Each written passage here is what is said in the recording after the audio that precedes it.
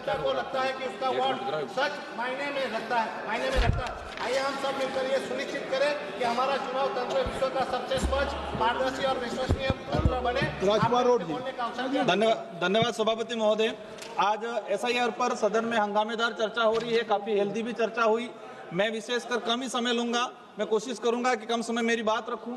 मेरा विशेषकर सत्ता पक्ष के साथियों से अनुरोध है कि देश में जो एसआईआर को लेके कहा जा रहा है कि घुसपैठिया, तो मेरा अनुरोध है कि टोटल कितने घुसपैठिया आए थे, कहां पकड़े, कहां से आए थे, इनका डाटा जवाब में सामने आए। माननीय सभापति महोदय, चुनाव में किस तरह से धांधली होती है मैं बताना चाहूंगा। मेरे संसदीय क्षेत्र बांसवाड़ा के अंदर मेरे सेम नाम से 2 राजकुमार खड़े किए, मेरा सेम फेस उन नॉमिनेशन के अंदर उन्होंने एडिट करके लगाया और मेरी पार्टी का सेम सिंबल लगाया और 1,20,000 वोट मेरे नाम से लेके वो राजकुमार आज तक मैं ढूंढ रहा हूं, मुझे नहीं मिले। माननीय सभापति महोदय, मेरे संसदीय क्षेत्र में वोट चोरी नहीं हुई, वोट चोरी हुई, लेकिन वोट चोरी होने के साथ साथ कांग्रेस पार्टी के सीडब्ल्यूसी मेंबर को भी चोरी किया, उम्मीदवार भी चोरी हुआ, मेरा फेस चोरी हुआ और मेरी पार्टी का जो सिंबल था वो भी चोरी हुआ और 1,20,000 वोट लेके फिर भी बांसवाड़ा की जनता ने लोकतांत्रिक तरीके से धमाकेदार आपका सुझाव क्या है? और 2,48,000 वोटों से जिताया। आपका सुझाव क्या है? माननीय सभापति महोदय, मैं कहना चाहूंगा कि जिस तरह से लोकतंत्र की हत्या की जा रही है, दाहोद के अंदर बीजेपी के नेता ने बूथ कैप्चरिंग करके लोगों की लाइन खड़ी थी, वो ईवीएम मशीन लेके खड़ा रहा और पूरे वोट दबाए। मेरे संसदीय क्षेत्र में 84 उपचुनाव, सोलंबर उपचुनाव में धांधली की।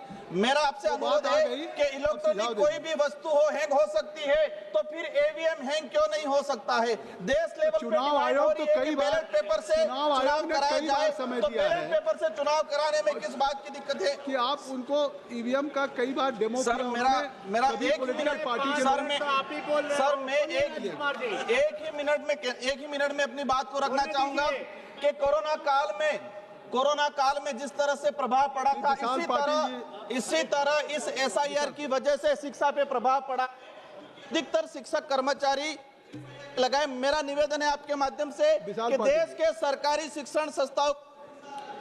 इस अवसर के लिए धन्यवाद सभापति महोदया। दुनिया में कई देशों में उदाहरण Brazil, Mexico, Argentina election commissioner judiciary में से चुना जाते हैं। दक्षिण अफ्रीका और अन्य देशों में चुनाव आयुक्त चुनने की समिति में जजों को नियुक्त किया जाता है। सर 30 सेकंड के लिए, केवल 20 सेकंड चलिए। 30। सर मेरा सुझाव है कि देश के सरकारी शिक्षण संस्थाओं को जिंदा रखना है तो चुनाव आयोग संबंधित और जनगणना संबंधित हमें अलग से कार्मिक का पद क्रिएट कर देना चाहिए ताकि हमारे शिक्षण व्यवस्था बर्बाद नहीं हो। और हम चाहेंगे कि जवाब में आए कि कितने। इस अवसर के लिए धन्यवाद सभापति महोदय। दुनिया की कई देशों में उदाहरण Brazil, Mexico, Argentina election commissioner judiciary में से चुना जाता है। दक्षिण अफ्रीका अन्य देशों में चुनाव आयुक्त चुनने की समिति में जज नियुक्त किए जाते हैं। हमारे देश